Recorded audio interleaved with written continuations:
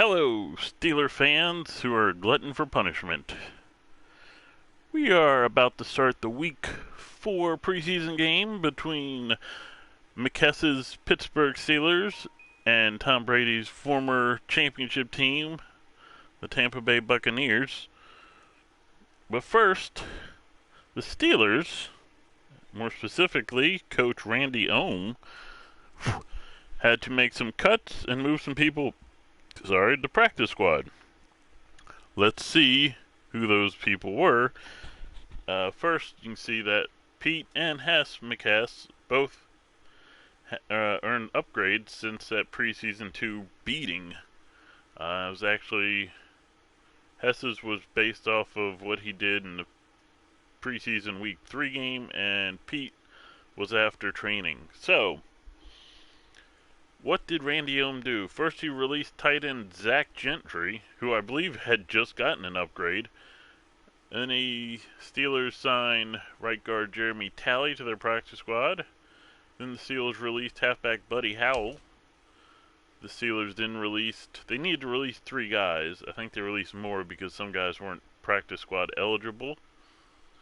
And then they re-signed. So anyway. Then the Steelers released left end Jalen Jelks. Steelers then released left end Henry Mondu. Steelers signed right end Carlos Woodyard to the practice squad. And the Steelers signed wide receiver Luis Ramirez to the practice squad. They then released left tackle Yusua Nijman. They probably just didn't want to say that last name. This is from a guy whose last name is Bachilupiang. Make fun of hard to pronounce last names. Steelers then signed cornerback Chris Williamson to the practice squad. Then the Steelers released QB Mason Rudolph, so they're going to be rolling with 2 quarterbacks. Steelers then signed right end Carlos Davis to their practice squad. They then signed cornerback Tariq Castro Field to their practice squad. And they released right outside linebacker Dakota Allen. Then they signed strong safety Trent Tucker to their practice squad. I believe he was the first guy they signed out of free agent to the practice squad. Then they signed left tackle James Thomas to the practice squad. Left end Cameron Irving from free agency to the practice squad. And finally, they signed kicker Justin Rohrwasser to their practice squad. Alright, now let's see who the Steelers are going to be facing today. The old team of the backup quarterback on this squad. I don't know if I said that right. There we go. Alright, let's see what the Buccaneers look like now. Their starting quarterback is Mitch Trubisky. Nick Mullins and Matt Barkley backing them up. Halfbacks are Ronald Jones and Sean Vaughn, and Trey Regis and Jacob Johnson. Fullback, Jacob Johnson. Tight end, Cameron Brate and Keyshawn Vaughn will be playing fullbacks as well, backup fullback. The wide receivers are Mike Edmonds, Chris Godwin. Wow. Then after that, there's a drop with Scotty Miller, Amon-Ra St. Brown, Maxwell Maine, and Cameron Brate. They have a tight end playing wide receiver if need be. O.J. Howard is your number 1 tight end, and Cameron Brate, and Isaac Nauta. After that, you have left tackle Donovan Smith, a big drop-off, rookie from Auburn, Darius Porter, and then the left tackle is Brandon Knight. Left guards will be left guard Ali Marpet. Yeah, Marpet. Big drop off to Ben Fisher, who's a left guard, and then the right guard will move over Shane Peterson to be 3rd man. Your centers are Ryan Jensen, and then Ali Marpet is a backup. Right guard, you got Alex Kappa starting. Big drop off. Not that the starter was that great. To Shane Peterson, and then Brandon Knight's a 3rd string there as well. And your right tackles are Tristan Wirfs, 91. That's very good. Huge drop off to Brandon Knight, the left tackle, and then right tackle Darius Porter. The left ends for the Bucks are Dorrance Armstrong, left end, and a little bit of a drop off to Rashad Weaver, and another, not much of a drop off to Kali Davis. All left ends. Right ends are Dante Fowler, 77, Brent Urban, 73, and then the left end, Kali Davis, moves over for third string. Defensive tackles, Vita Vea. Big drop off to Jalen Irving. Another drop off to Albert Huggins Jr., and then you got two ends backing them up. Outside linebackers, Shaquille Barrett is your number one, and backup is Joseph Asay. And then you have the right outside linebacker moving over as a third string, Terrell Dodson. Middle linebackers are Devin White, pretty good there, pretty good middle linebacker core. Levante David there, then big drop off to the backups, Joe Bacci and Joseph Osai. I wonder if he's related and he just shortened his name. Anyway, right outside linebackers are Larry Thomas, and then who's a left outside linebacker playing right side, Terrell Dotson, and then Aziz Al-Shair is your third string. The cornerbacks are Carlton Davis, the third, Sean Murphy Bunting, Jamel Dean, pretty good 1, 2, 3 there, and then big drop off to Asante Samuel Jr., a rookie out of Florida State, and Brian Mays. Their safeties are Antoine Winfield Jr., 86, then a drop to Mike Edwards, and then cornerback Jamil Dean is ready to take over if need be as the third string. Strong safety Jordan Whitehead, big drop off to Miles Hartsfield, and then Dean is there to back up if need be as third string strong safety. The kickers 79 with Graham Gano and Bradley Pinion, both 79, so I wouldn't expect to see any fakes. Let's see the kick returners real quick. Santi Samuel Jr., a heck of a kick returner. I'm guessing he's a punt returner too. Yep. Alright, you know what? You know what we don't know? We don't know what the new starting lineup for the McHess Steelers are. And there's the prodigal son. Is he a prodigal son? I don't know. Favored son, Hess McHess. Number one, son of owner Rich McHess. Tom Brady is a backup, and then like we saw, they got rid of their third string quarterback, so if they have an injury, we'll see who they pick up out of free agency. Their running backs are James Conner, Benny Snell, George Hilton, and Anthony McFarland. Fullbacks are Derek Watt, and then Anthony Fursker, and Benny Snell. Pretty good backups. Wide receivers are Juju Smith-Schuster, Deontay Johnson, Chase Claypool. Pretty good wide receiving core right there. And then Jalen Waddle, still good. And then a bit of a drop-off with Lil Jordan Humphrey and Tevin Baker.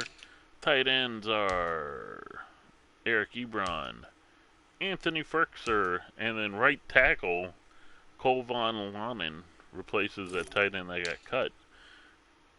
Their left tackles, Orlando Brown Jr., 84 overall. Then Brandon Parker, and then Cole Van Lanen, third string for there too. Left guards, Kevin Dotson, 76. Then we got left guard, Steven Gonzalez, backing up, and then Brandon Parker is the third stringer.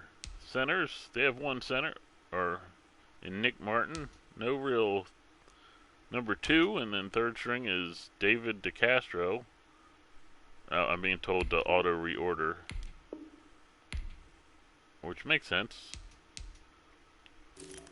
So let's back up real quick. Maybe something's changed, sorry. Alright, that's the same. Oh wait, no.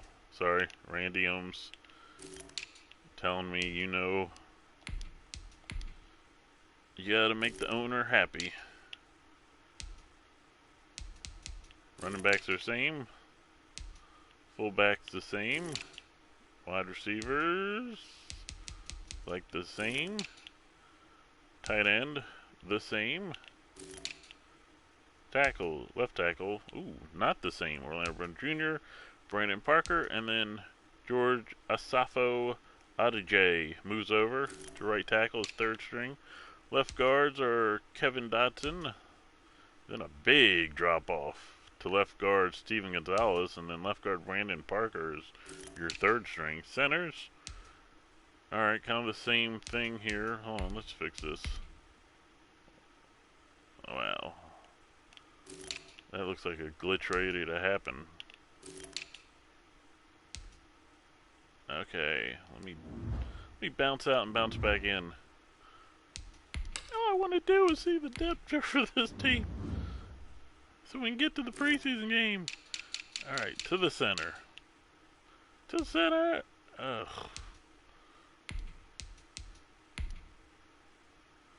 All right, who else? Who do you want? Oh, I'm talking to Randy Ohm now. Those are your options. Who do you want, my guy?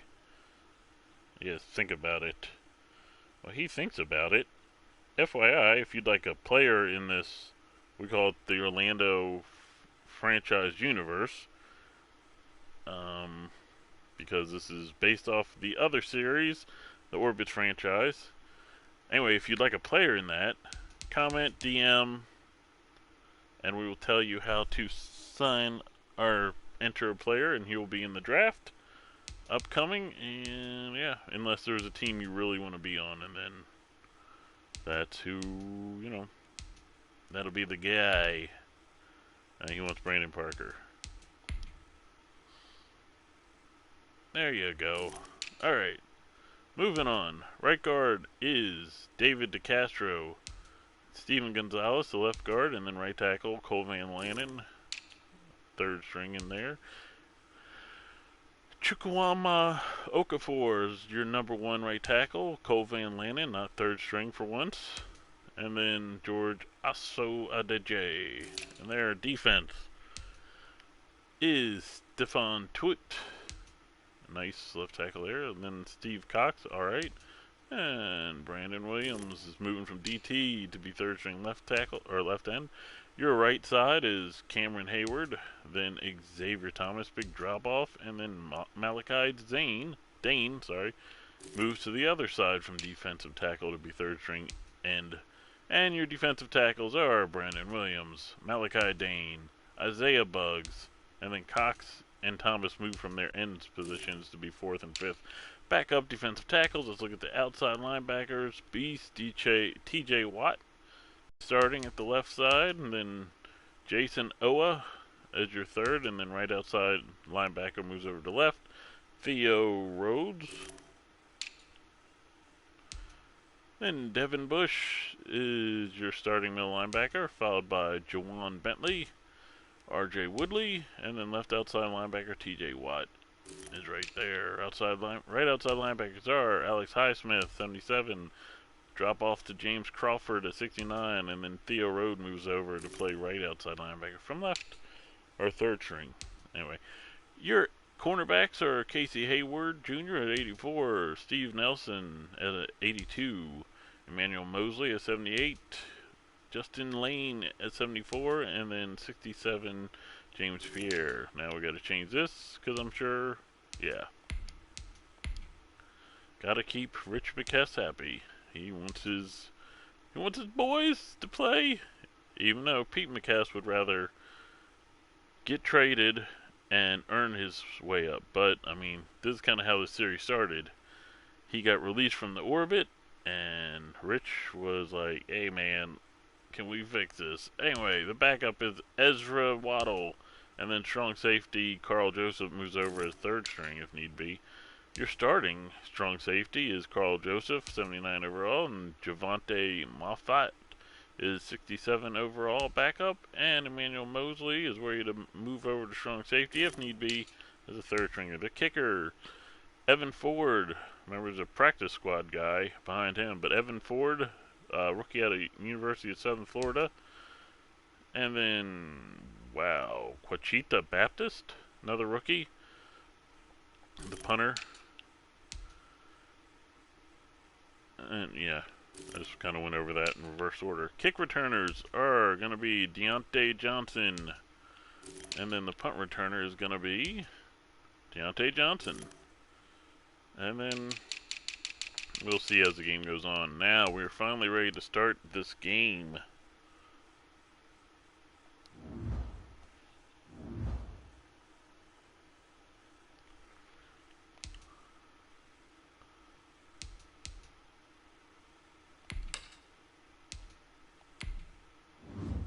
As usual, these orbit games are simulated.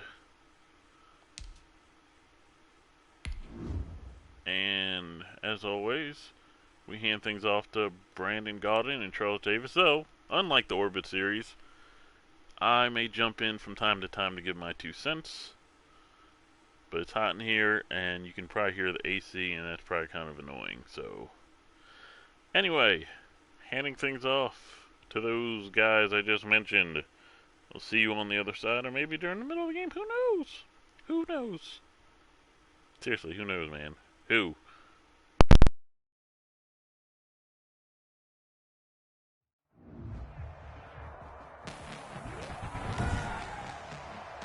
Tonight, from Raymond James Stadium in Tampa, Florida, it's a special prime time edition of the NFL on EA Sports.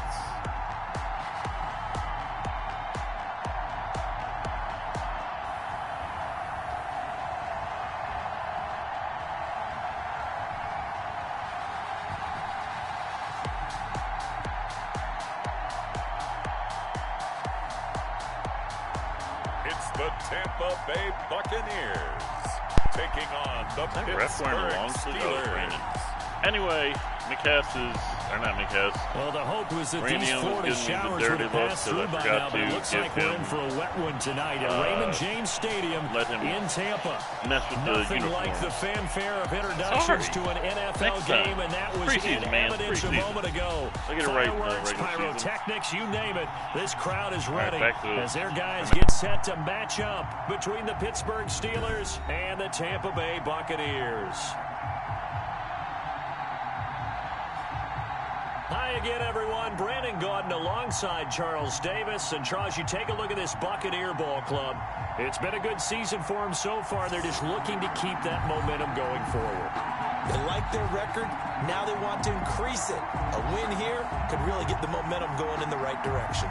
Meanwhile, for the visiting Steelers, they come in 0-3 and in desperate need of a win. And as a team, you start to feel a little bit snake bit. They need something good to happen right now so they know it's not just them. They think they have the makings of a good team.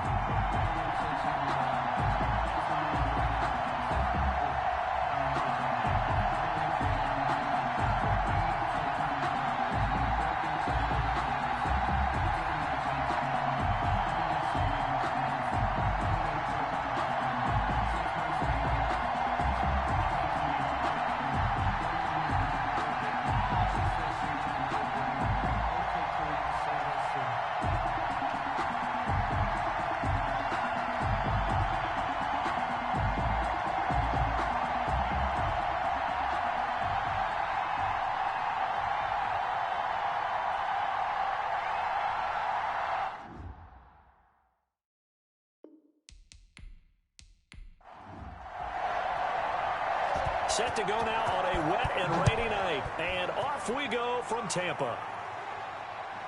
From the 10. The lane opens here. He's past the 30.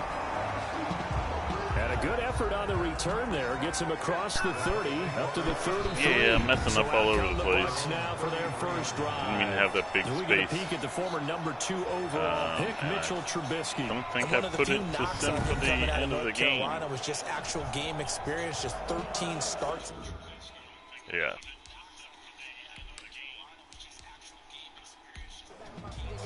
There we go. All right, back to the game. Yeah. They'll start out here with a jet sweep. Pushes past him. And he gets this one to midfield before he's brought down. That's a good way to start the drive. 17 yards and a first down. An excellent run there coming from out wide. And we used to consider these jet sweeps to be gadget plays or something a little bit unusual, right? most teams have some version of this play in their playbook. And I think it's a lot because of the receivers that are being developed nowadays. These guys look like running backs, even though they're playing out on the perimeter.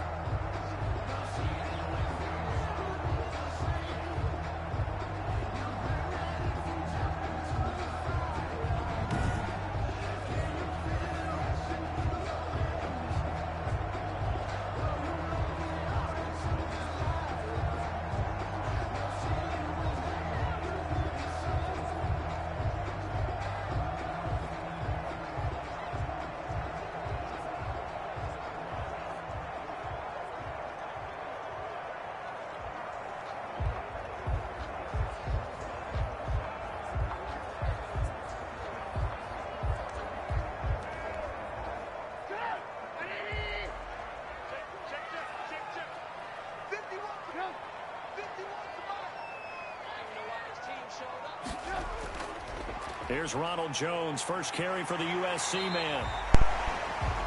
It's a 7-yard carry to set them up with a 2nd and 3. I think we're good. Enjoy the game. Brought down by Carl Joseph. A 7-yard pickup brings up 2nd and 3. They'll run it with Jones. 3-yard line. And he'll get this pretty close to a first down as he's tackled at the Steelers' 34. Now it appears we have a Steeler here slow to get up. Let's hope it's not anything that'll keep him out of the opener. We'll be right back.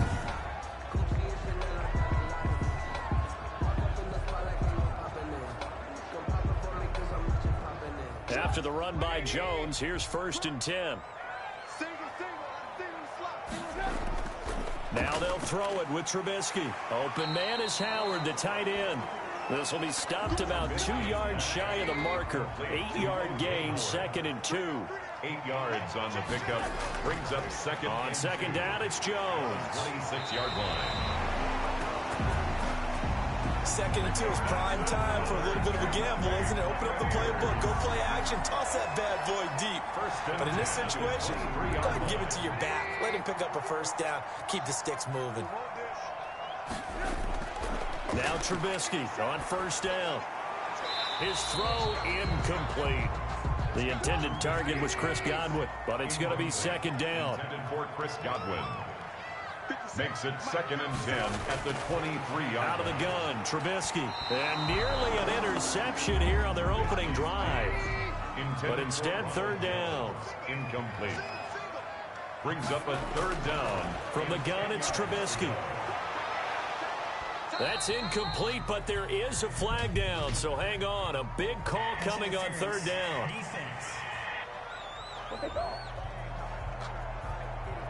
So the pass incomplete in the end zone, but contact and pass interference. And now where does the ball get placed? At the 1-yard line. 1-yard line. They gave up excellent real estate on that one.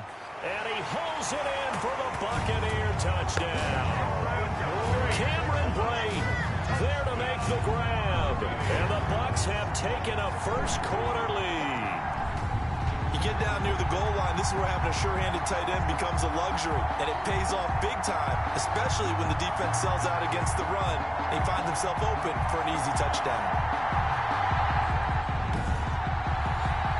Graham Gano on for the extra point.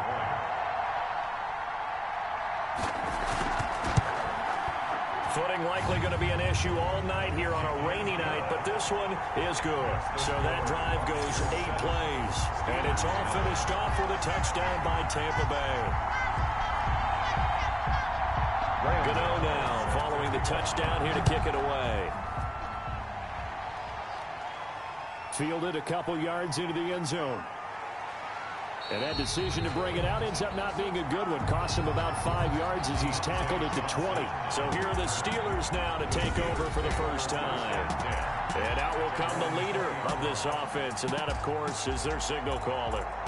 What I enjoyed this week is that you asked to talk to his offensive center before the game and find out a little bit more about him and what the relationship is. And that was a pretty positive story, wasn't it? Yeah, and really what I took away from that is just how it is permeated throughout the entire offensive line, the relationship they've had. It's really a group that's in sync. They care about him. That's the thing. They really care. And when you care that much, you're going to play that much harder for him and give him a better chance to lead the team to wins. They'd love to just strike back with a touchdown right here, and if it's a long play, so be it. But the main goal, get a couple of first downs, run some plays, run some clock, allow their defense to get a chance to catch their breath, settle down, and relax a little bit after they just gave up a score. And this is incomplete.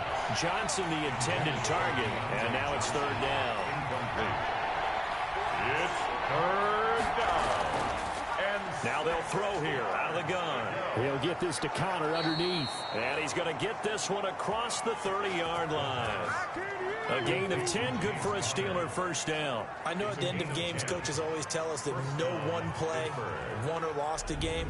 But this seems pretty important early, doesn't it? Their ability to pick up that first down on third down, I thought that was key. Well, you're already in the hole after the touchdown on the other side. How will you respond? We talk about that a lot, and they responded pretty well there. You go 3 and out, I think you give up a lot of momentum. You get down 2 scores, could be an entirely different game. So they've got a nice drive going now. They're in good shape. What's interesting to me is they're also in that spot of the field where you would take a shot. Do you change that up just because you're down a touchdown? And he slips up past the 45 before being tackled. 13 yards as they've got the connection working. His second catch in a row, first down.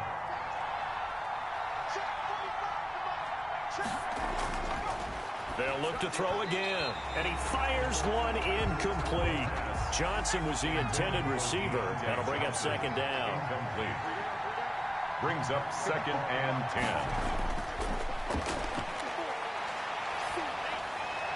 And he's just going to get rid of this thing. To no one here. He throws it away. And now it's third. They've given him some different looks here defensively in the early going. He's only hit 2 of his first 5 passes. With a big third down coming up, he's hoping he's got a play dialed up that can take advantage of whatever the defense throws at him. This is Johnson. He's got it. And into the end zone. Touchdown, Pittsburgh. Deontay Johnson, 54 yards. And the Steelers are an extra point away from tying this thing up.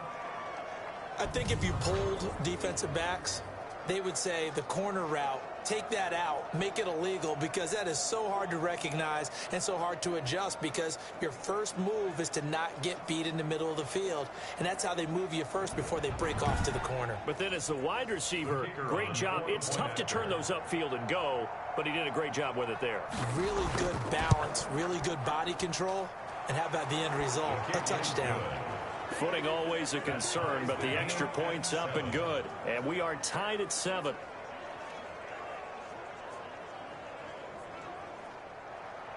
Each team's had it. Each team has scored. 7-7 here as the kick's away. Takes it at the 7.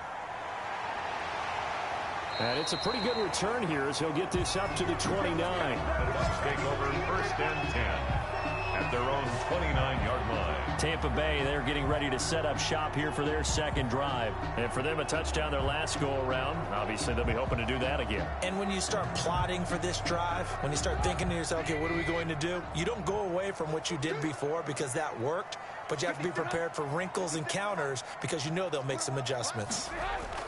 On first down, Trubisky. That's caught by Howard. And they get him down, but not before he takes it across the 40-yard line. Solid way to start the drive. 13 yards, picking up the first. First and 10 at the 42-yard line. They'll throw on first down with Trubisky. This into the hands of his running back, Ronald Jones. That catch good for only a couple. So 2nd and 8 here after the pass play for 2 yards on first down. Gain of 2. This is Jones. And 8. And a good pickup there. He gets about 6 up to midfield. The ball carrier. That's a really nice job by them picking up the run blitz and detecting it and blocking it and turning it into a nice run. And a lot of times you think if you blitz a running play, you're going to smother it. But a lot of the blitzers, they come in a little bit high. They don't have great leverage, and they're easily blocked and turned to the side. That is not going to be any help as they dump him behind the line of scrimmage. I like the strategy. Extra tight ends, extra beef. They want to run the football, but that means they probably want to run it inside. If you get strung out on the perimeter, you're in peril. Yeah, we saw the result, negative yardage.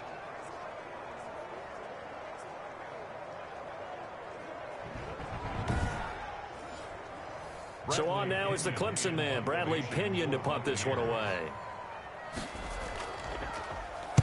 This is away, but boy, headed straight for the sidelines. The Steelers take over 1st and 10.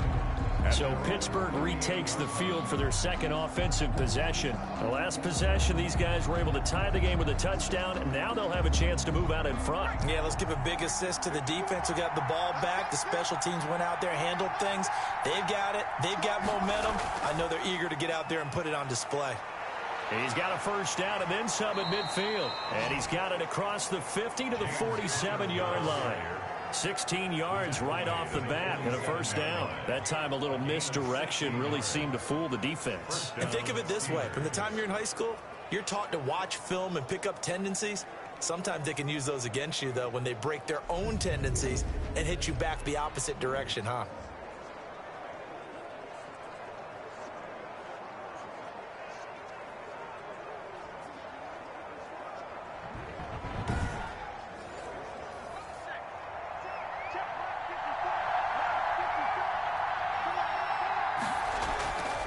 They'll look to throw here on first down. They'll find Juju Smith-Schuster. And they'll wind up getting this to the 37. Gain of 9. Smith-Schuster. It's a gain of 9. Brings up 2nd and a yard at the 37-yard line. That last catch short of the marker by just a yard leaves him with a very manageable 2nd and 1. This is Connor. And he is met quickly in the backfield. Down he goes, folded like a lawn chair. They go backwards there 2 yards, and 2nd and 1 is now 3rd and 3. With his size, he's a tough man to bring down, but they do a nice job there stopping his progress and not allowing him to get back to the line of scrimmage.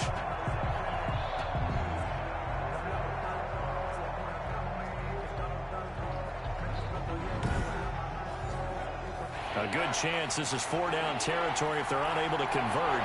But right now looking at a 3rd and 3. They'll try and run for it with Connor. Oh, he sheds himself free.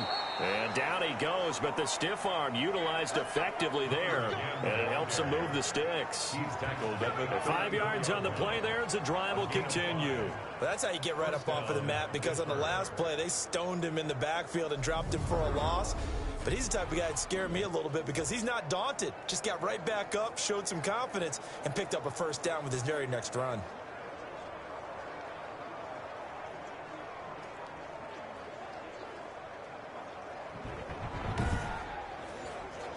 From the 34 now, here's 1st and 10.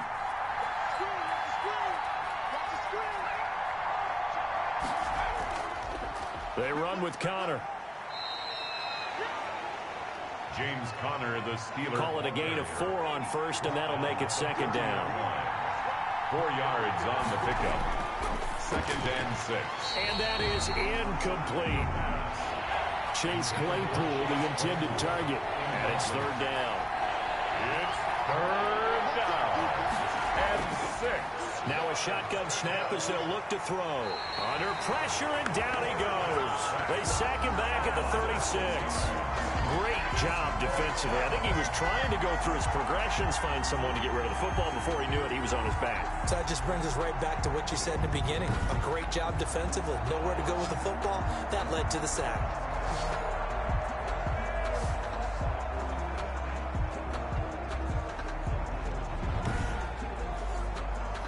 The Steelers send out their punter now, as he should be able to pin him back deep here with his first punt. Oh, it's a wobbler here. And it's out of bounds. Now we'll see what the side judge says. He says out at the 8-yard line. So they'll play the field position game here, as a very nice punt is going to pin him back. Yeah, it's almost like watching a game of tennis, or do you prefer ping pong? You know, back and forth like that? But it definitely was excellent, wasn't it?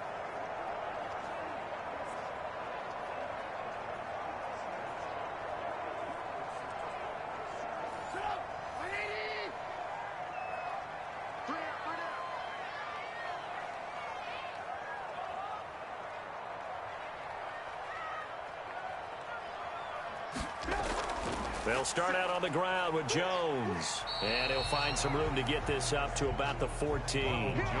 It's a 6-yard gain on the ground, and that'll make it 2nd and 4. Well, they're making an effort to get the ground game going tonight. So far, it's working. I like what we're seeing from the offensive line. They seem to have the leverage going, and they're controlling things and reestablishing the line of scrimmage, moving that defensive front backwards. But also like what the runner's giving us, too. It appears that he's been waiting all day long to get out here and take off. And now they're going to get him down right at the line of scrimmage. No gain on the play that time, and they'll look to convert on what will be a 3rd and 4. From the shotgun is Trubisky. Looked like he was trying to bounce it outside, but no success. Yeah, sometimes you got to just figure out where you're going to go, and sometimes you just have to take it to another spot. And trying to get it outside, the defensive pursuit was there and just ran him down. We've seen quite a bit of the short passing game here early on first quarter, haven't we? We have, and I think it works a couple of ways for this team because, number one, you throw the short game until they stop it. And if they're not going to stop it, you keep throwing it, and occasionally you'll break a tackle and turn into a bigger gain. Also, if they start to creep up, start to pressure receivers, now you go over the top, take it deep, and now you get some of those big shots downfield.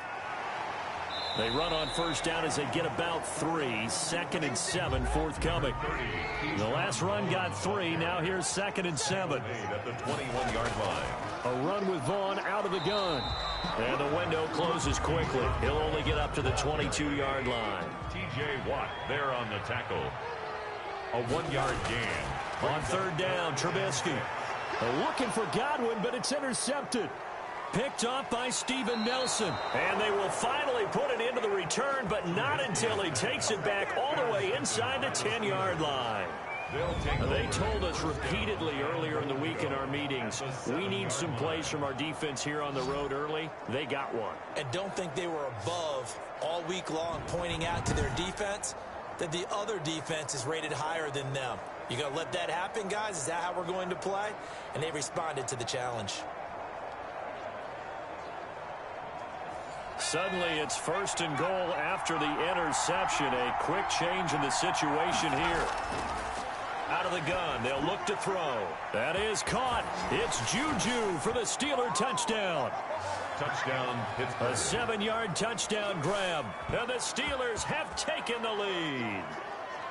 Well, what a quick turnaround there. They get the football. Next play, boom, touchdown. I've been in a situation before where a turnover occurs, and if you're over on the bench with your defensive mate and you're talking about what to do on your next series, and all of a sudden you hear sudden change, you've got to get out on the field and defend right away.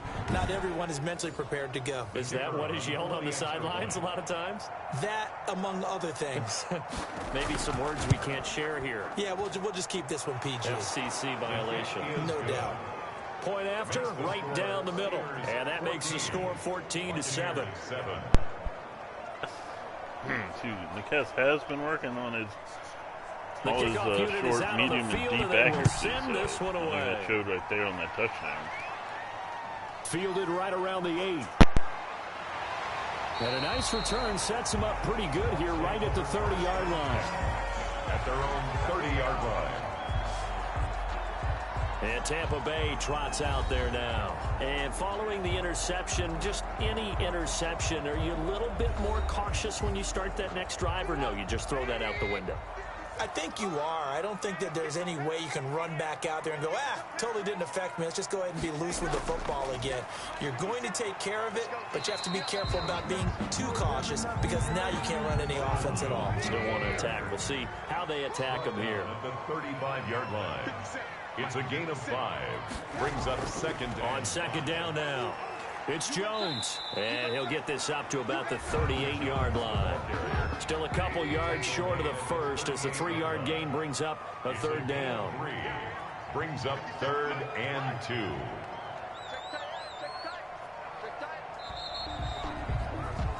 Through one quarter, 14-7 our score. Steelers 14. Buccaneers 7. The Bucks on 3rd down, just 1 for 3 thus far. This time they face a 3rd and 2.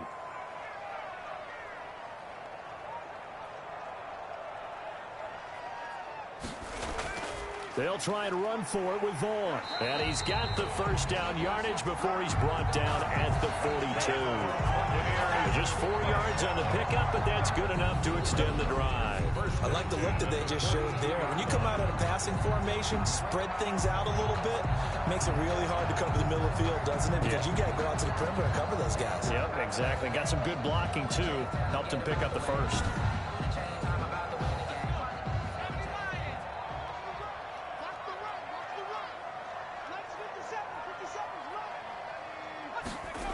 Well, they'll run it here on the jet sweep. And he takes it past the 45 and down at the 46. Now we're going to get a timeout. Appears we've got an injured Buccaneer. While the training staff takes a peek, we'll take a break.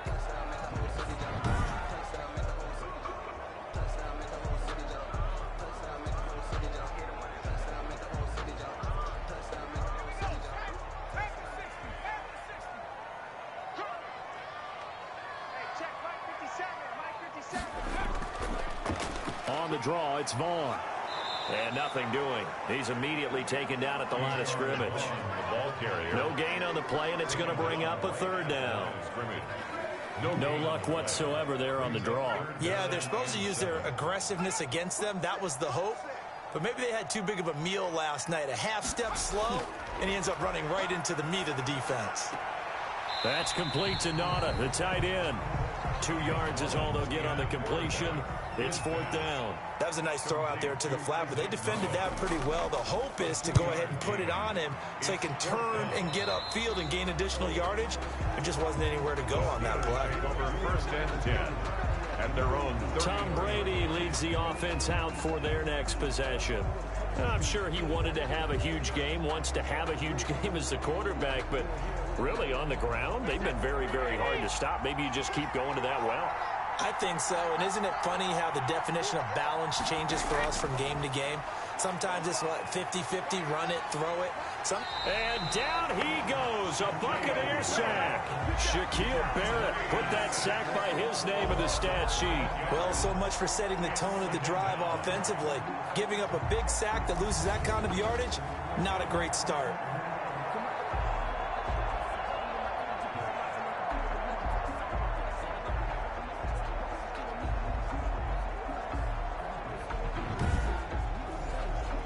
Well, they're in some hot water now. After that sack, it's 2nd and 21. First throw now for the backup Brady. And he rifles one incomplete. The Steelers on third down. They've been good. 3 for 4 thus far. This will be 3rd and a mile. From the gun, it's Brady. And he's got his man in stride. Complete. And they'll bring him down at the 27-yard line. Just a 5-yard pickup, and it leads to 4th down. They didn't get the first down, but I have to say I do like the call. I like what they were trying to do. Try and hit your receiver on the run and see if he can pick it up. Keep it on his feet, get a little rack yardage. Yeah, but a nice job defensively to get to him and keep him short of the first. The Steelers send out their punter now. As the drive goes backwards, so he's on to punt it away. He'll take it at the 42. 31 yards on the punt there. And the Bucs will get ready to go on offense. Here comes the Tampa Bay offense now heading back out onto the field. They punted last time they had it. What steps, Charles, you think they have to take to make sure they don't do that again? Well, let's just go to the football 101, the trade expression 101. Win first down. Make 5, 6, 7 yards on first down and make it a 2nd and 3, 2nd and manageable. Keep accumulating first downs that way. Keep moving the football. You don't want to get behind the sticks because then the defense has the advantage. A lot of times it's that first read that you have. Maybe you get it in pre-snap and he locked in on his target, but he was covered quite well, and that one's incomplete. An incomplete pass on first down. That leads to a 2nd and 10.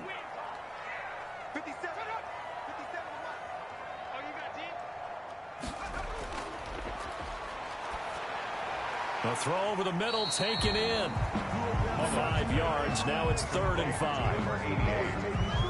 It's a gain of 5. Brings up 3rd and 5.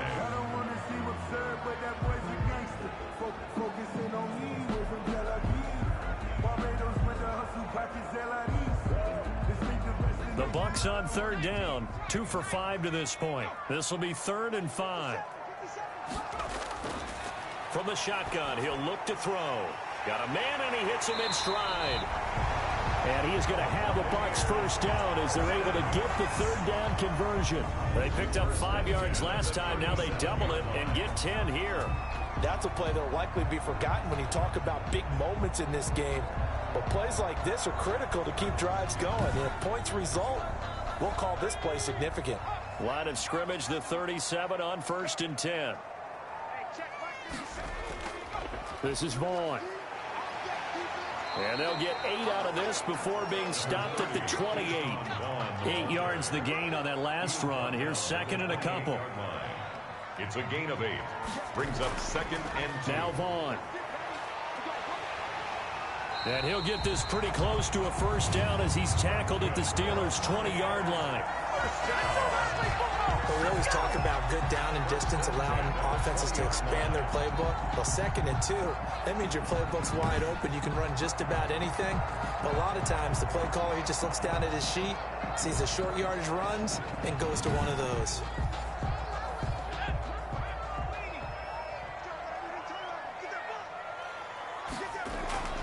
From the red zone now, they'll look to throw.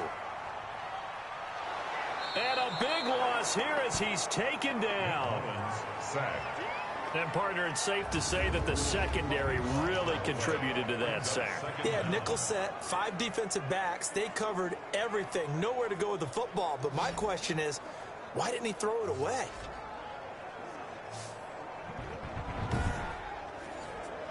After the sack, they're staring at a challenge basically from the other side of town. It's 2nd and a country mile.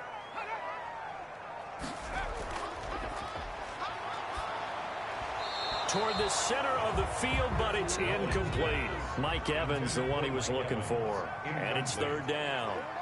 It's now 3rd down and 1. It's caught by Mike Evans. And he'll be brought down at the 21, just shy of the 20 in the red zone. When Mike Evans sees man coverage, I don't think he's the only guy who gets excited. I'll guarantee the guy throwing the ball does, because guess what? He's got a lot of options about where to place it because of Mike Evans' size and frame.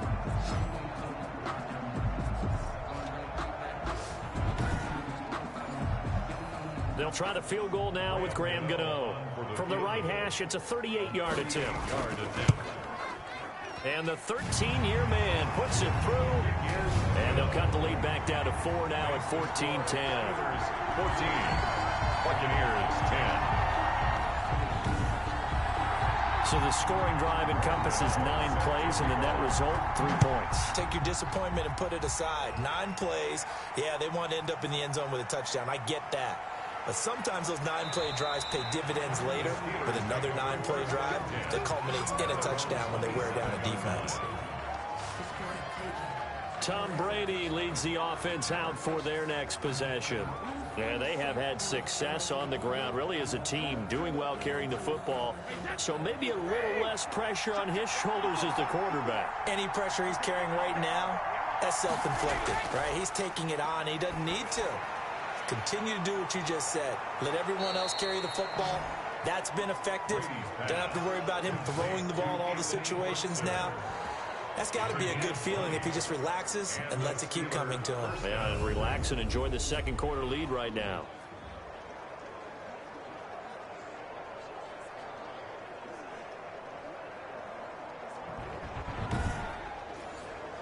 A big hitter to start the drive has him up near midfield here for 1st and 10.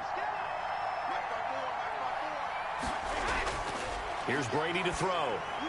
And he's going to find his man out of the backfield. That's complete. And he's able to take it across midfield before going out of bounds. Facing a 2nd and 2 after that last catch, good for 8 yards. 8 yards on the pickup. Brings up 2nd and 2. They fake the handoff. Now Brady. Looking left sideline, but it's incomplete. The Steelers on 3rd down. They've converted 3 out of 5 thus far. Here it's 3rd and 2. As a defensive back, you have some weapons at your disposal that we don't often talk about. And you can read the receiver's eyes, you can read his hands, and you know that the arrival of the ball is imminent, and that allows you to make a play on it and oftentimes knock it away. And no return here. Where will they spot it? They say just outside the 20-yard line. Roughing the kicker. Defense. Well, all right, just call the call. We're going to play it. Come on now. This is one of the dangers of going for the punt block. And you know before you even call going for the block, it's a risk-reward play. So many factors come into it. They went after it, and you know punters, what they do? They leave their leg up in the air an extra count or two, hoping someone comes into contact. Brady now on first down. And down he goes. They sack him back right around the 41-yard line. There's a little bit of defense right there. Nickel set, 5 defensive backs. They just snuffed out every route that was going. Quarterback never got rid of the football.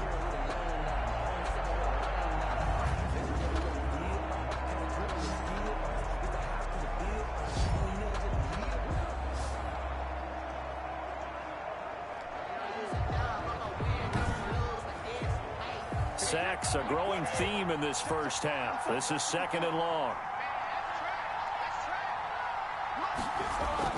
Another try after the first down sack. Brady. Now they set up the screen. That's complete. It's a pickup of 12, and that'll set up a 3rd down. They got to get it to the 21 here on 3rd down. 3rd down. Brady going to throw. Now they go screen. It's complete. And he went backwards. He'll be down at the 30. A loss of a yard, and it brings up 4th. Well, you can see what they wanted to do. They wanted to set up the screen there, but it got blown up. It's hard to run that play if you're not getting a lot of pressure at the quarterback because the space doesn't open up. They were able to read that one and slow it down and stop it before they could get a first down.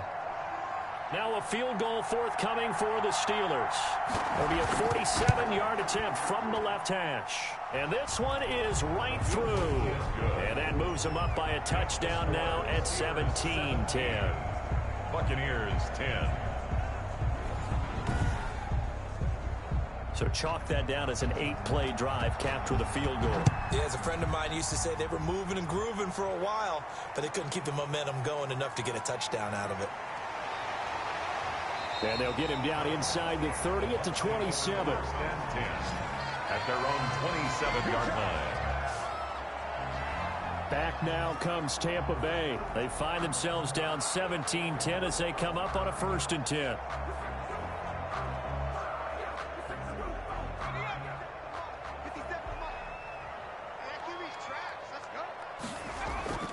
They start the drive with Vaughn. And he's going to lose yards. They take him down at the 26. 2 yards the loss, 2nd and 12. This defense has really flown around in the first half. They've gotten to the ball carrier before they can really get started. Offense got to come up with something else in order to try and get this running game going. First play of the drive goes the wrong way. Here's 2nd and 12. They'll run here with Vaughn. And he'll fight forward to about the 27-yard line. The 2nd down play, not much better than the first, just a gain of 1 there. On 3rd down, he'll drop to throw. And he's got his man in stride, complete. And this play going to be stopped in its tracks at the 32, and obviously well short of the 1st down. 5 yards, not enough, and it'll be 4th down. So much about this game is just understanding situations and then having to execute, isn't it? Guard the 1st down sticks, don't let them get there, and they rallied and made the tackle. Time for our first check of the NFL scoreboard. The Broncos have taken the early lead, and we'll keep you abreast of how that one shakes out.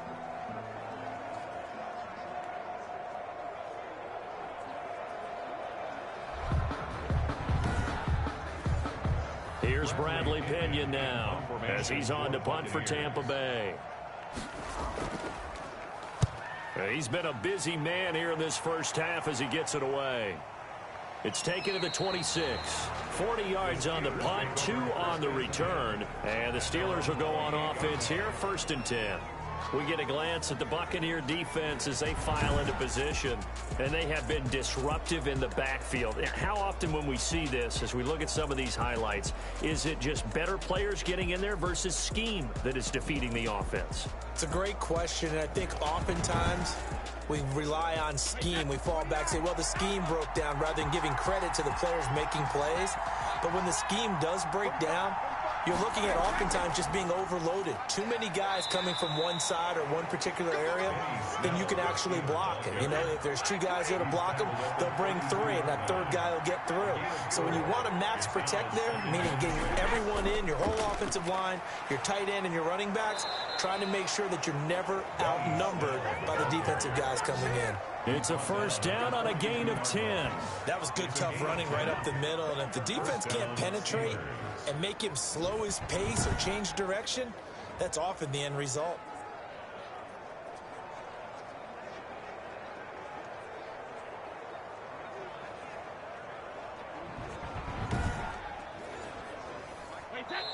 Two minutes remaining in this first half of football.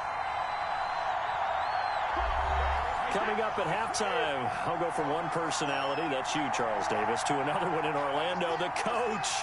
He'll have stats and scores from around the NFL. You and Jonathan Coachman, both larger than life. No doubt about it. But you're stuck with me in this booth. Yes, and he's miles away and smiling. And happy. Leads to 2nd and 10. Brady will try again on 2nd down. That's complete to his tight end, Ferkser. 4 yards the gain, and it'll bring up a 3rd down. Shotgun now for Brady. Got a man, and he hits him in stride.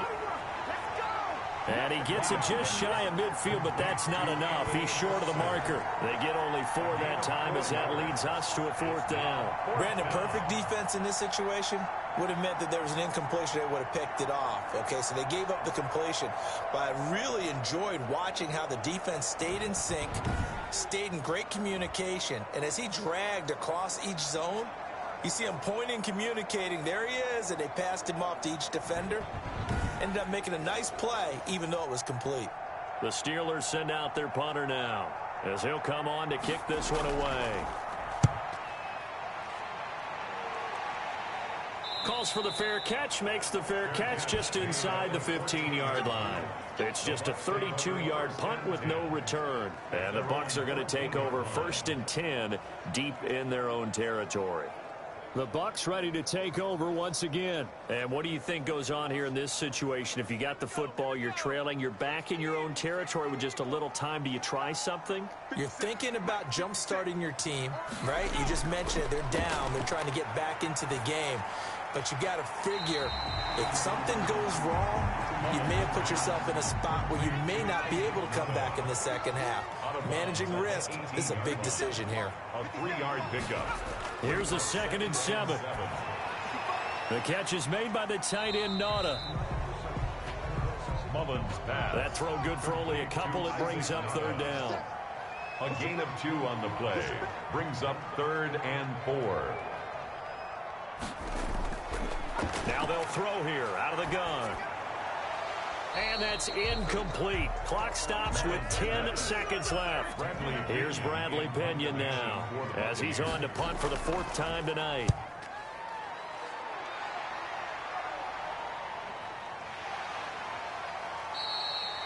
.39 yards on the punt. Give him just 1 yard on the return. And there'll be time for maybe one final play before halftime. The final shot before half for Brady. He's going to float this over the middle, deep. And that's going to be incomplete. Too tough to hold on to that one. It's 2nd down. So we are halfway through here in the final week of the preseason. As we send you a stone's throw away across I-4 to Orlando. There standing by is Jonathan Coachman, ready with our EA Sports Halftime Report. Coach? All right, Brandon, thanks very much. One more half of preseason football to go. And then all eyes will look ahead to 1 week from tonight, the annual NFL kickoff game. And that promises to be a dandy. In our game, the starters are long gone, but still some intrigue to see guys trying to make a late roster push as we get you back out to Brandon and Charles. Okay, Coach, appreciate it. A one-touchdown game here as we get set to resume play in the second half. Forecast calling for more of the same. The rain set to continue as we are underway in the second half. The Steelers take over 1st and 10 at their own 24-yard line.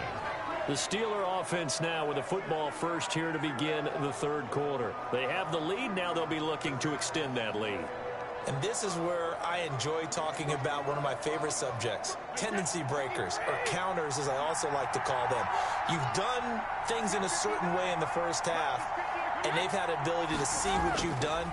They're going to make their adjustments. So guess what? You adjust yourself and try and stay ahead of the pace because you are looking for some separation in this ball game. The adjustment to the adjustment. Without a doubt. Show them one thing, hit them with something else. Following the pickup of 4, here's 2nd and 6.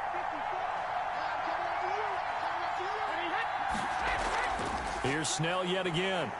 And he'll get about 4 across the 30 to the 32. The Bucks with an extra defender now in the secondary here on 3rd down.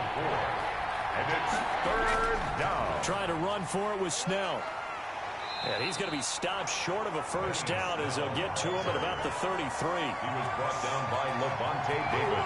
Well, they picked up a portion of it, but not all that they needed. Now that leads to a decision on 4th and 1. Let's see what they decide to do.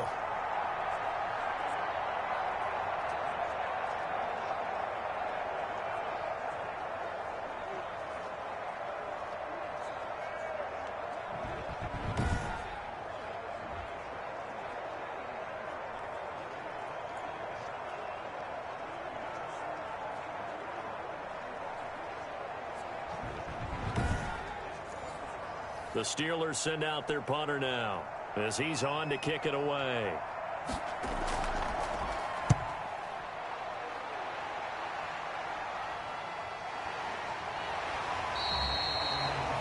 That'll go as a punt of 32 yards. And possession will switch hands, 1st and 10. Here comes the Buccaneers offense. They get their first reps of the second half. These guys had to punt their last possession, and that's become too familiar of a refrain. Too many of these drives just wound up going nowhere. But you know how in baseball, when the pitcher gets a base hit and he's on base, they bring his jacket out to him to keep him warm? A lot of times the punter goes to the sideline, puts on sweatpants or a wrap over his leg to keep it warm. He might need a massage from the trainer right now from all the work he's getting. 9 yards is the pickup there, and they'll have a 2nd and 1. A gain of 9 brings up 2nd and 1. Back to throw here. And he's going to go down. They sack him back at the 42. Well, the beauty of screen passes is they take a little time to develop, and they can often hit big, but sometimes they take too long to develop, and sometimes you get sacked. Yeah, what's perfectly called for a defense to attack a screen? Typically a blitz, and even though people think that the screen operates against the blitz, if you have the blitz called and you still cover the screen, now that allows your blitzers to get there. These guys have punted 4 times already, and they're staring at a 5th, barring a conversion here on 3rd down. And that will be incomplete. You get the sense that they're saying we're not playing up to what we're capable of, and we're deep enough into the game that the early jitters are long gone, that they should now have some sense of continuity and be able to make some of these plays that they have not been doing so far. So possession goes over here on the punt. And the Steelers are going to take over 1st and 10 deep in their own territory. Pittsburgh's offense now heading back out onto the field. We have not seen much on offense here from either side these last few drives. We've hit a wall, so to speak. And have hit it hard, haven't we? Because the defenses right now, they seem to be a step ahead, don't they? Beating them to the point of attack, beating them to the punch. These offensive guys are tinkering like crazy. What's it going to take to get back on track? Yeah, both sides searching for adjustments. And he works it across the 25 before being tackled. 12 yards there and a first down. Well, you certainly have to give a little credit here because they're playing this game now at their pace. This is ball control football, sustained runs, taking their time and making it work.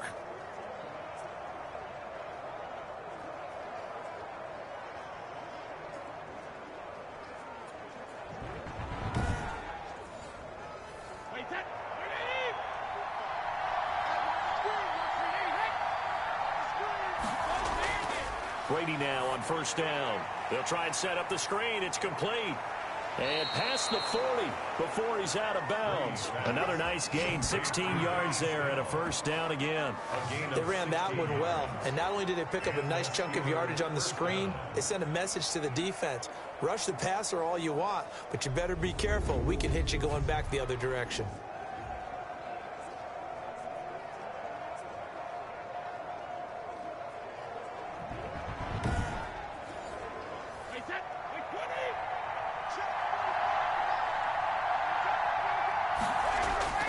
On first down, Brady. And this one's incomplete. Anthony Frisker, the intended target. And it's second down. Incomplete. It's second down and 10. Throwing again. Brady. He's going to loft one deep left side here. And he almost had it defensively. Could have been a game changer there in the second half. Instead, it's third down. An important play right here, 3rd and 10. And I would expect pressure here. Throwing is Brady on third down. Oh, the Buccaneer pressure too much. Down he goes. Oh, and after the sack, he's still down on the field. Well, he gets attended to. We'll step aside.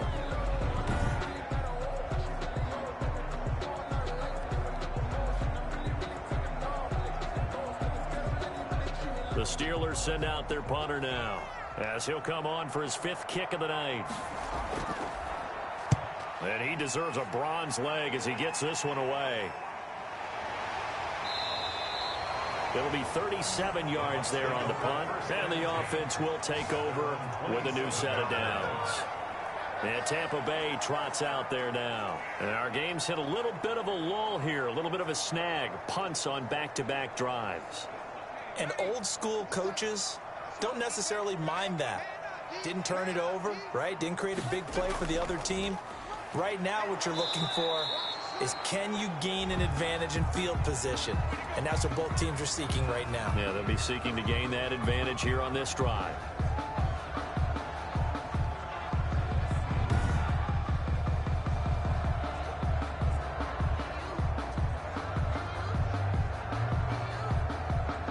Officially nothing on that last run. They'll try again, 2nd and 10. Looking to throw. In trouble, and he's taken down. Nick Mullins sacked. So one quick, easy analysis about why they've struggled so far. They keep putting themselves in 3rd and long situations. They just took another sack right there. And the offensive film session tomorrow may be a little longer than it normally is. Not a lot of positive grades will be handed out thus far. These guys have punted 4 times already, and they're staring at a 5th, barring a conversion here on 3rd down. He'll drop to throw. And he's going to go down again. Nick Mullins sacked. I remember when I was a kid and all I wanted was a nickel so I could get that soda down at the fountain. And guess what? The nickel came into play well. 5 defensive backs, they covered well, allowed for the sack. Sodas were a nickel when you were a kid? No, I just needed the extra nickel so I could pay the proper price. Okay, how much were they? A dime? What were they? 15 cents. Here's Bradley Pinion now, as he'll come on to kick for a 6th time tonight. 46 on his first kick. This one in that neighborhood as well. 39 yards on the punt, just 2 on the return. And out will come the offense as they take over. And Pittsburgh getting set to take the field. The crowd maybe losing just a little bit of the edge after back-to-back punts. They want some big plays. They want to see some offense. They want to see somebody break away, whether it's through the air or on the ground. Now it'll be interesting to see where the patience is on both sides. Each head coach, can you hang in there and not try and force something that could put your team in some jeopardy? Benny Snell. Credit him with a 1-yard gain there to make it 2nd and 9. 48-yard line. 1-yard gain. Brings up. They're going to run again with Snell. 2 runs in a row, but only 2 yards to show for it. And the Bucks with an extra defender in the secondary now on 3rd down. And it's 3rd. Working from the gun, it's Brady. And a quick throw here, that's complete. And he will have a Steelers first down as they're able to get the 3rd down conversion. A Steeler first down on the pickup of 11 yards. Whenever we talk about moving the sticks and controlling the football, there's a great example right there. Those are the third downs you need to convert to win football games. We're in the third quarter of this one, and this is a tight one. In order to maintain pace, keep the ball away from the other team, and put points on the board, those are the plays they need to continue to convert. They'll go with Snell here on first down. And that didn't fool anybody. He's going to be dropped in the backfield. 2 yards the loss, 2nd and 12. When a draw works, it can be a thing of beauty. But when it doesn't, oh, it can be ugly. And in this case, loss of yardage ugly.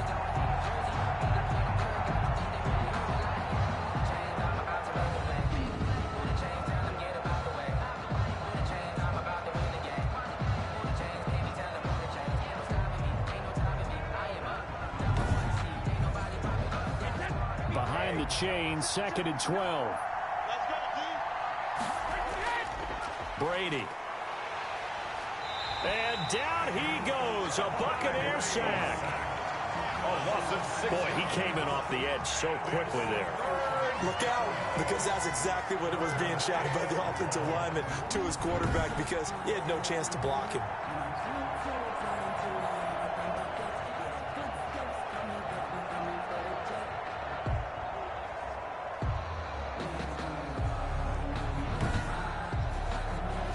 First and second down were a disaster. Both went backwards. Now it's 3rd and 18. They need something big. Draw play, and it's Snell. And that play will go nowhere. Losing yardage back near midfield at the 49. That'll make it 4th down after a loss of 1. Well, they certainly didn't appear to be fired up about their options throwing the football. So, to me, this seems like a case of just kind of taking their medicine there, run the ball, see if they could pick up something. Instead, they were throwing for a loss. The Steelers send out their punter now, as he's on here to punt it away.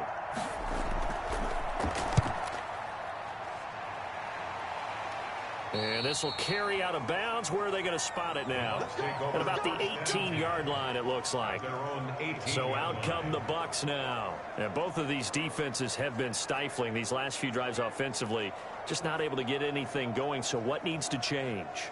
I think a lot of the guys will go back and review, so to speak, because everyone has someone assigned to how did each play work. Okay, what did we use that kind of worked for us during this game? Try and get back to some of those plays, as well as the possibility of showing something you haven't shown already in this game and trying to change things up.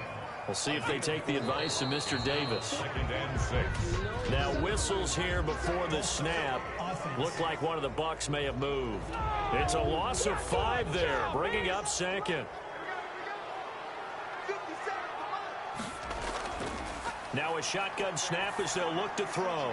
They'll find Vaughn complete out of the backfield. And he's got it past the 30 before he's hit and dropped. Give him 14 on that one and a first down. 31-yard line.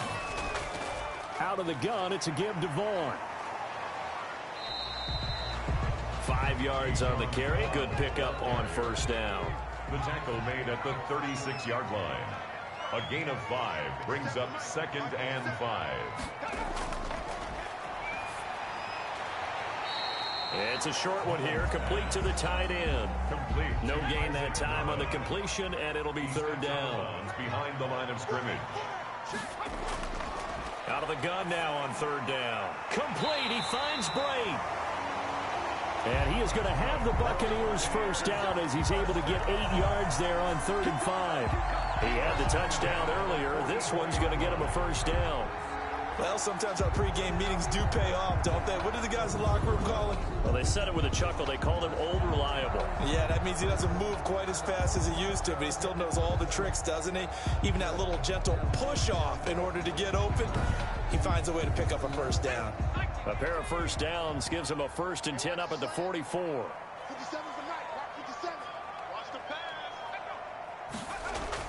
A carry here for the big tight end. Tackle by Emmanuel Mosley. He was brought down by Emmanuel Mosley. It's a gain of 5. Brings up 2nd and 5 at their 49-yard line. 2nd and 5. And it's incomplete. Fair to say, hasn't been his best game throwing the football, but also not getting a lot of help out there either. Yeah, you nailed it pretty well, you know. He's got to throw it better, got to get more help. Obviously one that should have been caught. They got to find a way to bring those two elements together so they can make some progress in this one. His 5th catch tonight, and it's good for a first down. Well, a lot of times when you get a manageable 3rd down situation like this, you have to think about your tight end, and he comes through for him, picking up the first down.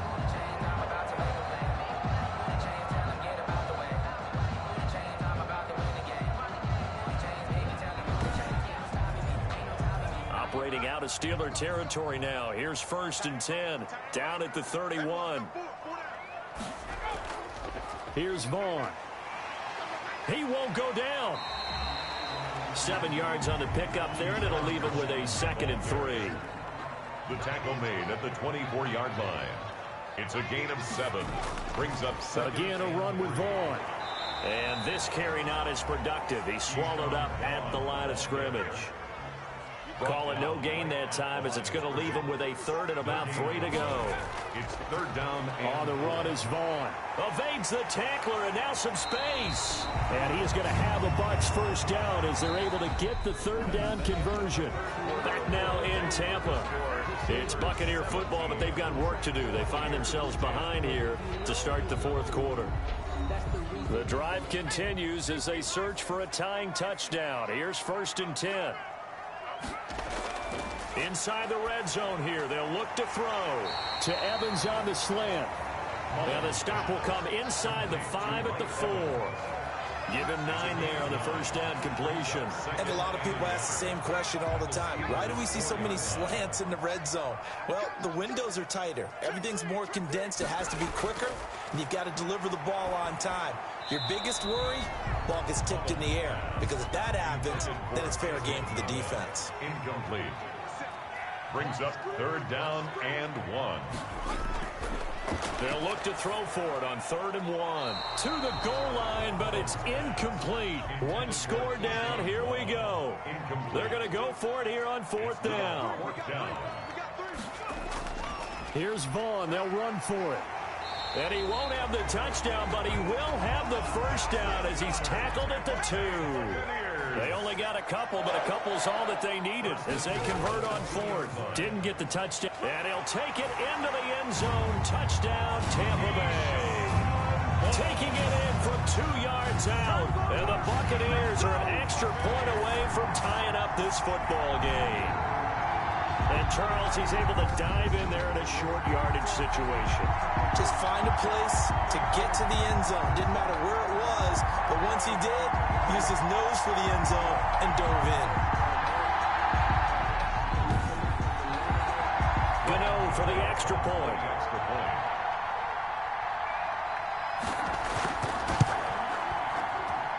And no sweat. He puts it through, and we are tied here in the 4th. And what a drive that was. 16 plays all told. And it's culminated by a 2-yard touchdown run. 17-17 the score. All even to this point as the kick's away.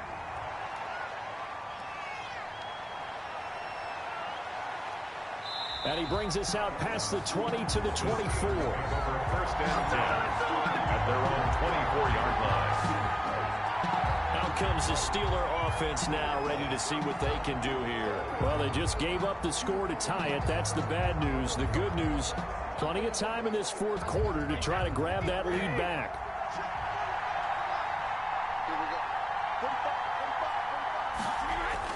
Throwing on first down is Brady. Looking for his running back, and he's got him. And he'll be pulled down, and now a late flag will come with it. And that's in the area of a face mask, I think. So they'll take the yardage and tack on 15 more for the face mask. Talk about a play that absolutely costs you in the end. Just trying to do your job, right? Trying to get him on the ground. Next thing you know, they'll march off another 15 against your squad. On 1st and 10, here's Brady. Oh, it's a screen pass. That's complete. That catch good for only a couple. So 2nd and 8 here after the pass play for 2 yards on first down. So many things have to come together just right for a screen pass to break for big yardage. The blocking, the timing of the pass to the runner, everything has to fit together just right. But on that play, the defense was able to disrupt things and hold it to a short gain. It's a gain of 35. I can't help but laugh. And the only reason is anytime the backup breaks a big one like that, he's going to be hard to deal with in film, wanting to know why he's not getting starters carries. That's what he's thinking. Great carry there. So the big play means just like that, they'll operate from the red zone now on first down. They'll keep it on the ground. Hilton had a nice job to break free of 1 tackle, but it slowed his momentum somewhat, and he's taken down right after. They give him 4 yards there. It'll be 2nd and 6. Brandon, all things considered, they have to feel pretty good about getting that type of a gain, considering the blitz that they just had against them. To throw on 2nd and 6, Brady. Firing quickly here, and that's complete. And the Steelers are going to have a 1st and goal as he'll be taken down at the 7-yard line. His 5th catch tonight, and it's good for a first down. And the tight end is certainly a position built to move the chains because they can control space under. And they're going to get him. They bring him down to the sack back at the 16-yard line. Shaquille Barrett able to drop him that time for his 2nd sack of the evening. This has been a tough one for this offensive line. It appears almost like they've been on roller skates this entire game, the way they've been pushed around. 6 sacks given up in this one. Pass protection has been a problem all night long as they come up facing 2nd and a bundle. Another try after the first down sack. Brady, this will be caught just inside the 10. He's down inside the 10 to the 8, and it comes on a gain of 8.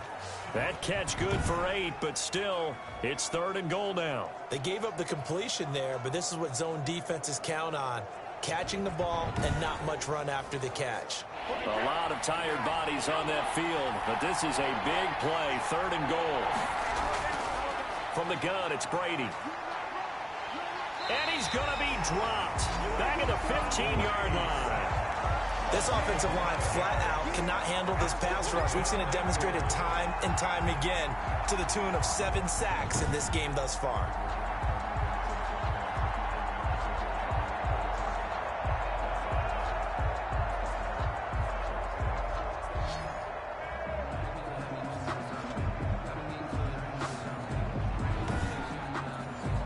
So the field goal unit is on the field as this is a big spot right here.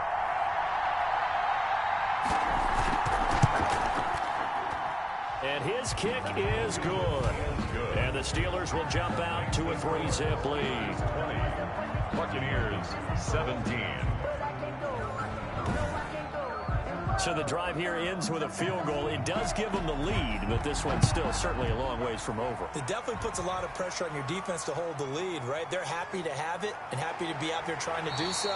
But I know as a former player, in the back of their mind, they're thinking, why don't you score the touchdown and seal this thing? Here comes the Tampa Bay offense now heading back out onto the field. And now they find themselves trailing following the field goal. Still a good amount of time in this 4th quarter, but this drive very well could determine the outcome of this ball game.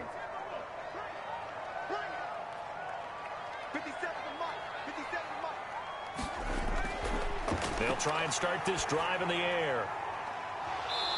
And this will be incomplete. Physical play on the football there, and it's 2nd down. Isaac Nada, incomplete. Brings up 2nd and 10. And 2nd and 10, he'll look to throw again. And the Steeler pressure too much here. He's going down. My man, it's been a rough night for that offensive line, and it's only getting rougher. 5 sacks now that they've given up in this contest so far. It feels like the witching hour out here, doesn't it? Okay, stupid question. What's the witching hour? Yeah, the witching hour. That's when everything goes haywire late at night. And the Steelers now in the nickel here on 3rd down. From the shotgun, he'll look to throw. He'll get this to Vaughn underneath. And he's going to get this to the 31, but that is still well short of what he needed. They do get 10 back, but still a ways to go on fourth. Well, that's certainly playing down a distance very well by the defense, isn't it? Take whatever you want underneath, by all means.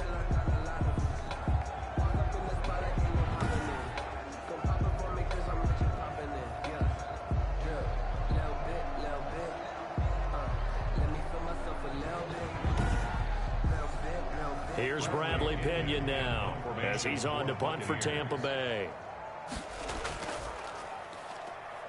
His first punt, 45 yards. This looks good as well. Fair catch called for and made right at the 25-yard line. A 40-yard punt, no return. Pittsburgh set to take over again on offense. Their defense got the stop, forced the punt, and now you really start to monitor the clock as they nurse this slim lead.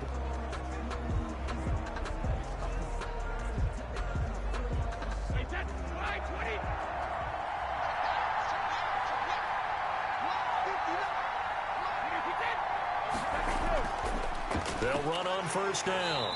Hilton. And he is met at the line of scrimmage, and he goes down right there. Officially no gain on the play, and it's second down.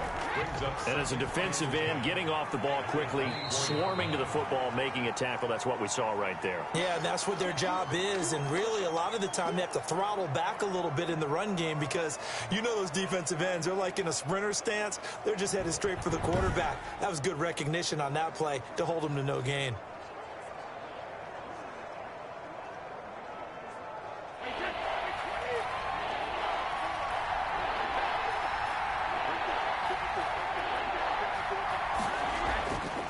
Third down, Brady. And he's got his man, Hilton. And he will have a Steelers first down as they're able to get the third down conversion. Now, after the completion, we're going to get a timeout, an injured player. While the trainers take a look, we'll step aside.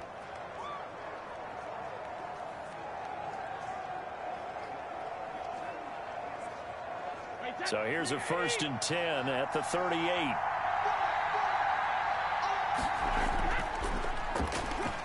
He'll get about 3 as he's brought down right around the 42. 3 yards on that last carry. Here's 2nd and 7. It's a pickup of 3. McFarland once more. And he'll get this up past the 45 to the 47. Anthony McFarland, the ball carrier. The tackle made at the Brady to throw on 3rd and 1. And the throw there going to be incomplete. The Steelers send out their punter now as he'll come on to kick this one away.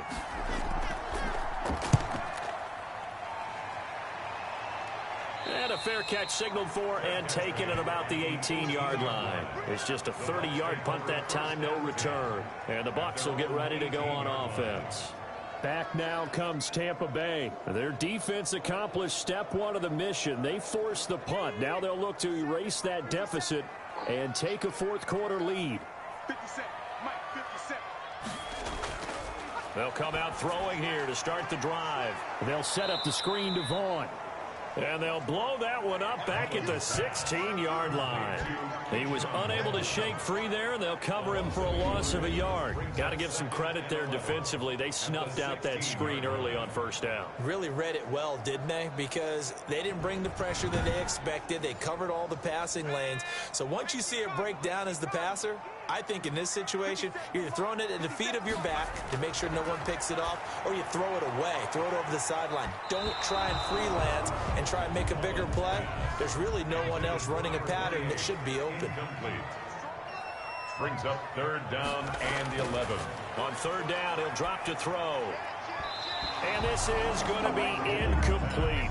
It certainly didn't appear that that's where he wanted to go with the ball initially, so he tried to get something out of it by dumping it off to his running back unsuccessfully.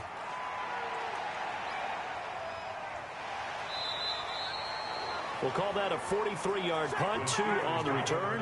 And the Steelers will go on offense here, 1st and 10. Pittsburgh's offense now heading back out onto the field. And a tight game after punting last time. See if they can get something going on this drive.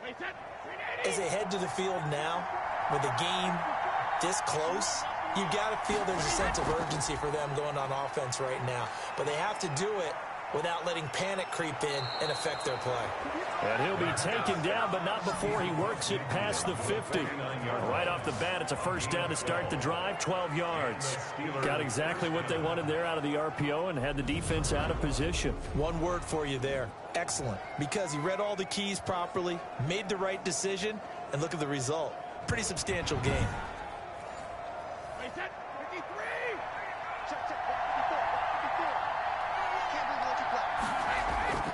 On first down, McFarland.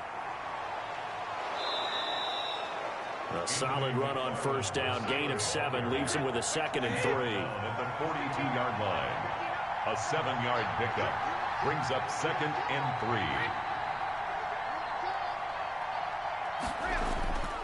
3. Here's Brady to throw. Throwing into traffic there, and that's complete. Brady's pass. And he'll go down here at the 35-yard line. 7 yards there and a first down.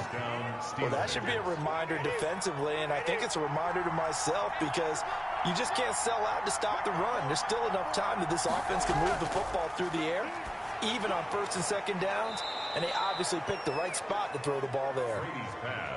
5 yards on the catch there, brings up 2nd down. A gain of 5 brings up 2nd and 5. From the gun, this will be McFarland. And he's dropped just before the line to gain. 4-yard pickup leaves him with 3rd and 1. Here we go, 3rd and 1. Gut check time on both sides. Well, the objective there, I mean, yes, the positive gain, that's nice, but work some clock. Yeah, you're exactly right, but the problem for them is still within a possession, so they can't just sit on it running the ball.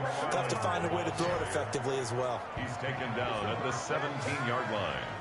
A gain of 9 yards. First down, Pittsburgh. 3 points separating these two sides with 2 minutes left to go in the 4th.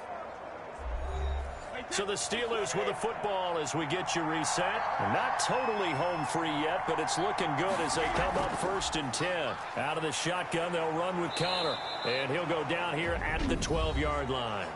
And now right out of the 2-minute break, we'll get a timeout used defensively with 1:56 to go. The first down run got 5. Here's 2nd and 5.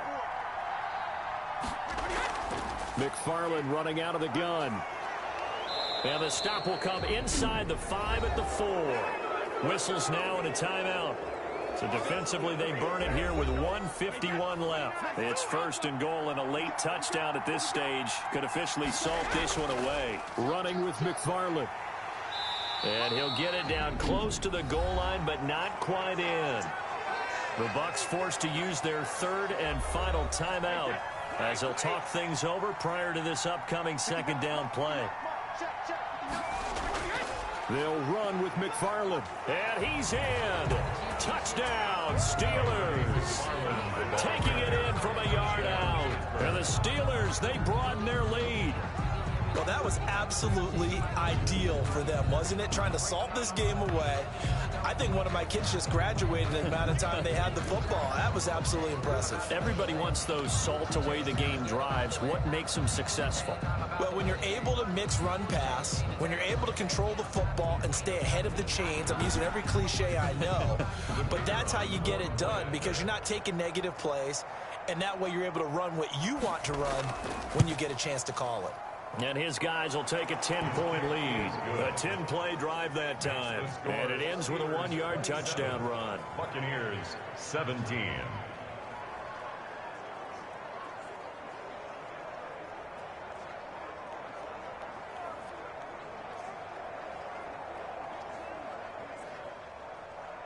The kickoff team on the field now as they will send this one away.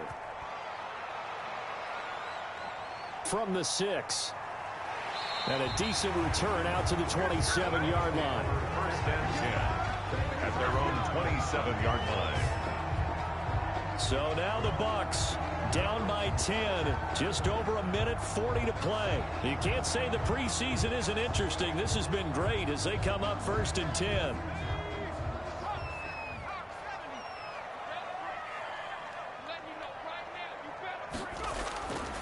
He'll come out throwing here on 1st down. And that's complete to his running back, Vaughn. It's a gain of 5 on the play, and that'll make it a 2nd down. Throwing middle, but it's incomplete. Keyshawn Vaughn was the intended receiver out of the backfield. And it's 3rd and 5. 3rd and 5. Now they'll throw here out of the gun. And that is incomplete. That's an excellent job right there on 3rd down. Like any defense, you never want to let them get anything started, and that would have been a 1st down. Instead, you saw the contact on time, no penalty, and before this drive could get wings, it's 4th down. And it's incomplete. They cannot convert, and they turn it over. So with that, we can just about close the book on this one, Charles. Yeah, what's the old expression about slim at none? Well, Slim just left town on that They're one. down to none? Yes, exactly right. And Pittsburgh getting set to take the field. And with the defense out of timeouts, powerless to stop the clock, this should just be a couple of kneel downs. From the 32 now, here's 1st and 10. And the knee is taken for the Steelers out of the victory formation.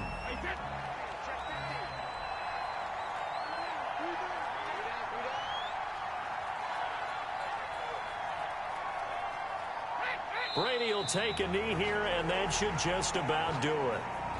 Well, partner, it's just preseason, but it always feels good to be in victory formation.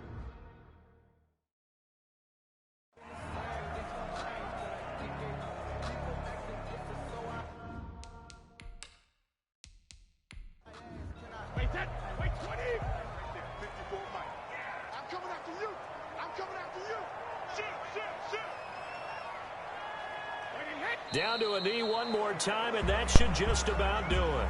Or one more mess up right at the end. Preseason. Tonight. Well, Charles, the forecast called for rain throughout the entire game, and we got rain throughout the entire game. But these two teams, they had fun getting dirty out there. They love the slop. Did you trust the forecast ahead of time? Are you one of those guys I'm a little skeptical about it, or did you trust it? But when I saw just a big blob of green on the radar, I said, okay, let's trust. Yeah, and that's why I'm glad you took my advice. Got your notes laminated, because, you know, open-air booth, that rain can affect us as well, although not as much as the guys on the field. But let's face it, it's kind of fun to watch these types of games, isn't it? It is. By the way, how impressive is it that you travel with a laminator? I didn't even know there was a portable laminator. The things that you learn. Golly. Wise beyond his years. That'll do it for us. I'm Brandon Gaudin alongside Charles Davis. Thanks to our entire crew as well. We'll talk to you next time. So long, everybody. Well, if you had told me Brady was going to have 3 quarters of play and McHess was going to have 1 quarter and McHess was going to throw the touchdown, I wouldn't have believed you. Well, let's look at the stats. The Steelers win this, and mostly not on Brady. The best quarterback of the game was McHess. 5 completions from off 9 attempts, 2 TDs. My bad. This is 93 yards. Second was Brady, and then you have the miserable Mitchell and Mullins quarterback tandem, 68 and 62. Rushing, Vaughn led the game that's attempts. We don't look at yards. Vaughn led the game with 63 yards. McFarland had 40. Hilton, before going out, had 39. Jones 38. Snell 33. 7. Connor 32. Godwin 17. Brady had 9, which was crazy. A 12-yard run. You're just jogging. Nata with 5, and Amon-Ra St. Brown with 4. Receiving, Frisker had 7 receptions, led the game. Snell with 5. Nata led the Buccaneers with 5. Then 4 for Vaughn, 2 for Jones. Second, Brait, Evans, Ragas, Smith-Schuster, Humphreys, Hilton, Connor, and Howard with 2. Maine, Baker, Johnson with 1, and then the Dropsy award goes to Waddle, David, and Bentley. Blocking, Parker and Asfo Ajay both gave up 2. And then Brown, Jr., Knight, Van Lennon, Peterson, and Porter all gave up 1. Let's look at the defense. Much like the Orbit series, we only care about the team that stars in the series. Woodley led the team in total tackles, or not total tackles, solo tackles. Bentley had 9 assists, and that gives Bentley the total. Tackles for loss, 2 for Crawford, 2 for Dane, 1 for Buggs, 1 for Cox, 1 for Moffitt, 1 for Highsmith. Sacks, there was a bunch. 1 for Waddle, 1 for Thomas, 1 for Cox, 1 for Owa, and 1 for Woodley. Interception, the 1 from Steven Nelson. Pass deflections, Lane with 2, Bentley with 2, Mosley with 1, McHess with 1, very nice, Woodley with 1. Forced fumbles, none of those. Obviously no fumble recoveries, no TDs, no safeties. Let's look at kicking real quick.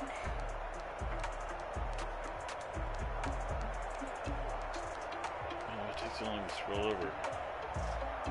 The rookie Ford was 2 for 2. A good thing, because he's got a guy in practice squad ready to take his place. And Dangus had 7 punts, and he coffined 4 of them. Kick returning, 22 average for Baker, 21 average for Johnson. You know me. Now the kickoff touchbacks go to 25. I expect a 25 average, but then I'm not the coach. That would be Randy Ohm, and I messed up there. Punting, Kevin Baker with 7 receptions and a total, 5 returns with a total of 7 yards, average of 1.4. 2 was his longest. And, excuse me, those are your stats for the last preseason game of the season for McHess's Pittsburgh Steelers. Join us for the first game, regular season game of the McHess's Steelers next time.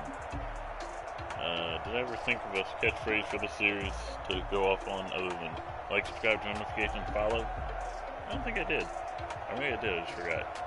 But I forgot, so see you next time.